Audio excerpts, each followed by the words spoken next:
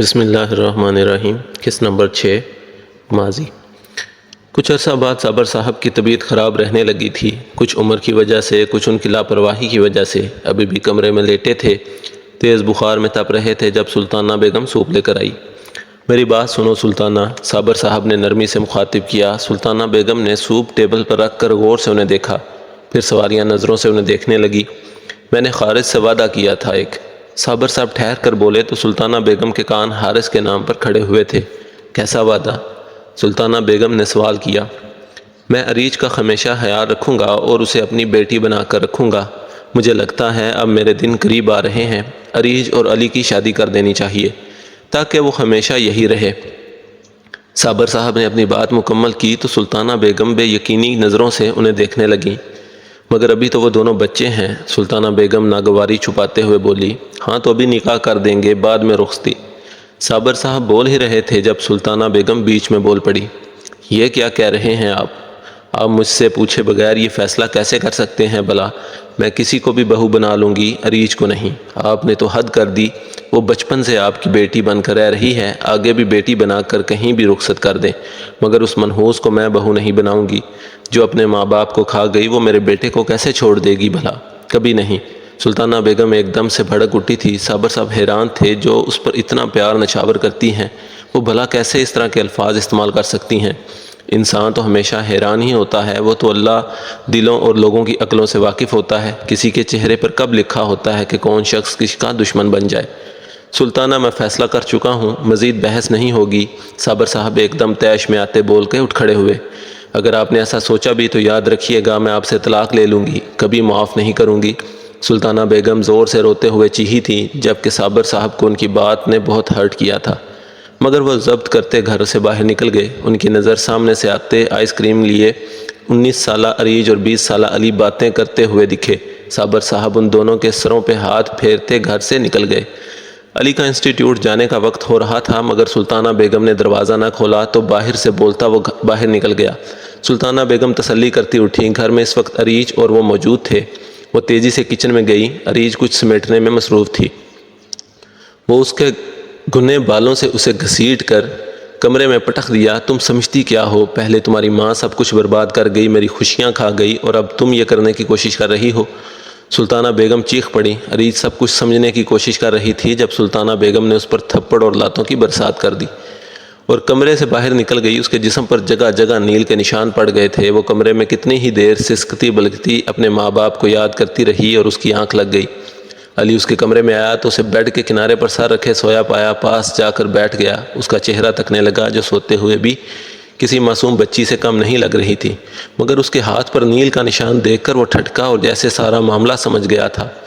عریج اسے کچھ نہیں بتاتی تھی، مگر ایک بار وہ گھر میں داخل ہوا تو سلطانہ بیگم اسے مار رہی تھی۔ اسے اپنی ماں پر بہت افسوس ہوا، مگر اس کے لیے وہ سٹینڈ نہیں لے سکتا تھا۔ فی الحال اسے کچھ بننا تھا۔ بس کچھ ٹائم اور برداشت کر لو، میں نہیں چاہتا میں تم سے اظہار کر بیٹھوں اور امی تمہیں مزید تشدد کا نشانہ بنائیں۔ بس ایک بار مجھے اپنا اسٹیبلش ہونے دو کہ امی گھر سے جانے کو بھی کہیں تو میں نکل سکوں۔ مجھے معاف کر دو، ابھی کچھ نہیں کر سکتا۔ علی سرگوشی نما آواز میں کہتا اٹھ کھڑا ہوا اور الماری سے چادر نکال کر اس کے اوپر ڈال دی۔ سلطانہ بیگم کا فون بج رہا تھا۔ انہوں نے فون اٹھایا تو فون پر ملنے والی خبر نے ان کو ہوش سے بیگانہ کر دیا۔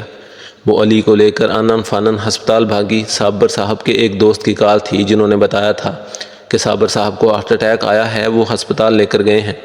سلطانہ بیگم کو اپنا دل بند ہوتا محسوس ہوا۔ علی خود کی حالت پر قابو پا رہا تھا، کیونکہ اگر وہ ہمت ہار دیتا تو اپنی امی کو کیسے سنبھالتا۔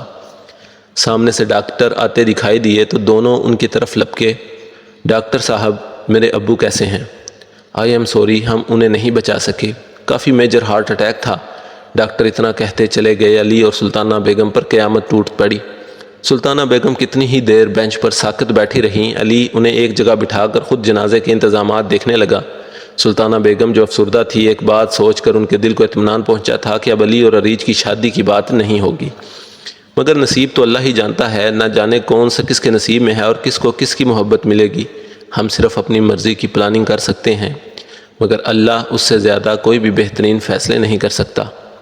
حال آج نویں رات تھی، انہیں آج اپنے عمل کی ایک آخری چیز کرنی تھی۔ وہ علی اور عریج کے کمرے میں داخل ہوئی تو علی کی کچی نیند کھلی۔ اپنے کمرے میں وہ اپنی ماں کو اس طرح آتے دیکھ کر ٹھٹکا مگر ایسے بن گیا جیسے سو رہا ہو،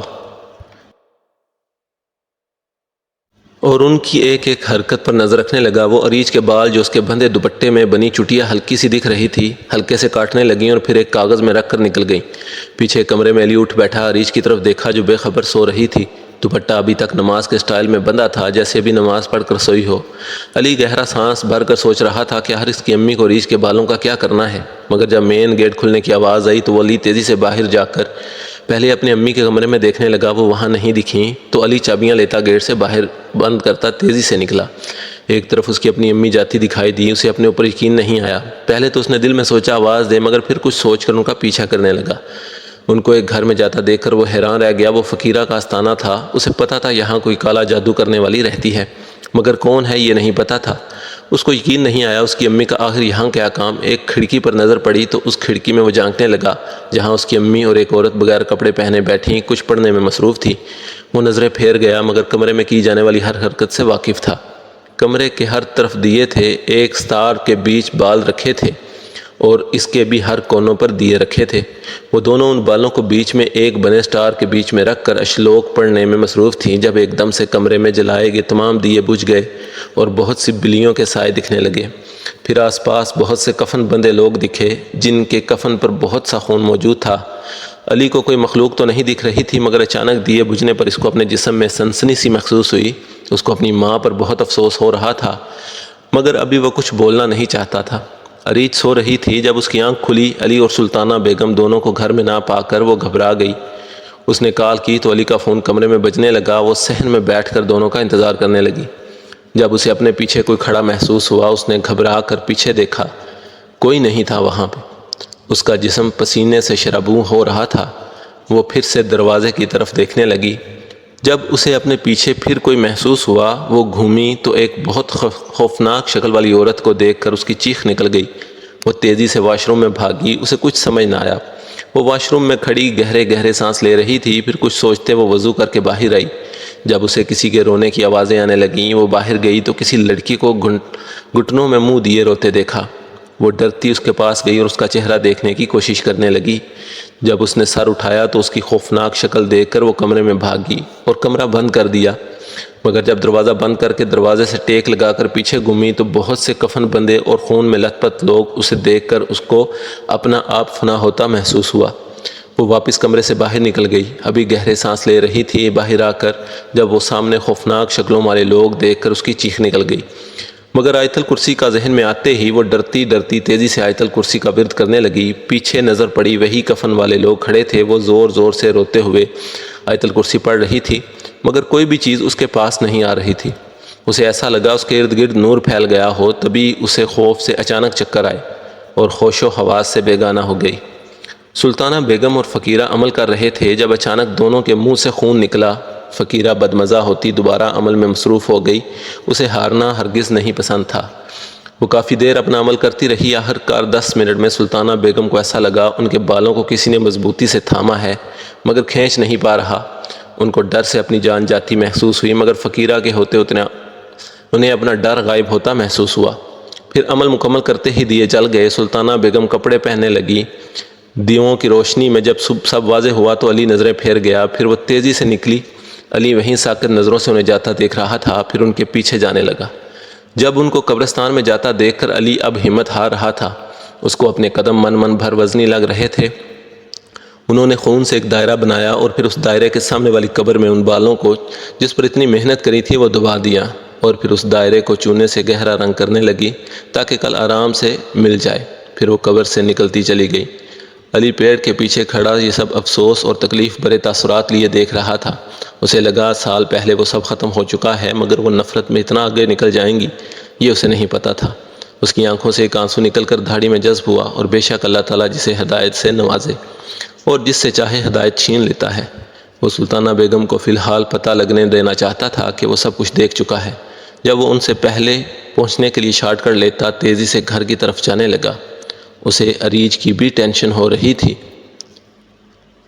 جاری ہے۔